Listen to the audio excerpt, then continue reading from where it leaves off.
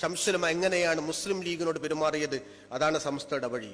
മുസ്ലിം ലീഗിന്റെ ഓഫീസ് സമസ്തയുടെ ഓഫീസാണ്, സമസ്തയുടെ ഓഫീസ് ലീഗ് ഓഫീസാണ്, ലീഗ് ഓഫീസ് സമസ്തയുടെ ഓഫീസാണ് എന്ന് പറഞ്ഞു ശൈഖുന ശംസുലുലമ. അതൊരു കാഴ്ചപ്പാടാണ്. മുസ്ലിം ലീഗിന്റെ ആലയിൽ സമസ്തയെ ശംസുലമ കെട്ടി എന്ന് പറഞ്ഞവർ അന്ന് ആരോപിച്ച ആരോപണമാണ്. 989 കാലഘട്ടത്തിൽ ആ ആരോപണം പറഞ്ഞവരെ ശംസുലമ ചെവി പിടിച്ച് പുറത്തു പോ എന്ന് പറഞ്ഞു പുറത്താക്കി. പഴയ വീഞ്ഞ് പുതിയ കുപ്പിയിലാക്കി അവതരിപ്പിച്ചാലും ശംസുലമക്ക് പറയാനുള്ളത് പുറത്തു പോ എന്നു തന്നെയാണ്. രാഷ്ട്രീയ കളി നമുക്ക് വേണ്ട. ആലിമ്യങ്ങളായി കൊണ്ട് തന്നെ നിൽക്കണം. സമസ്തകളുടെ ജമിയത്തുൽ ഉലമ രൂപീകരിച്ചിട്ട് 90 കൊല്ലം കഴിഞ്ഞിട്ട് ഇന്ന് വരെ മുസ്ലിം ലീഗിന്റെ പിന്തുണക്കാരാണ് സമസ്തക്കാരെന്ന് പറയുന്നുണ്ടല്ലോ. അങ്ങനെയാണെങ്കിൽ ഇന്ന് വരെ മുസ്ലിം ലീഗിന്റെ ഇന്ന സ്ഥാനാർത്ഥിയെ വിജയിപ്പിക്കണം, ഇന്ന CPM സ്ഥാനാർത്ഥിയെ പരാജയപ്പെടുത്തണമെന്ന് സമസ്ത പറഞ്ഞിട്ടേ ഇല്ല. അത് സമസ്തന്റെ ഉത്തരവാദിത്തമല്ല.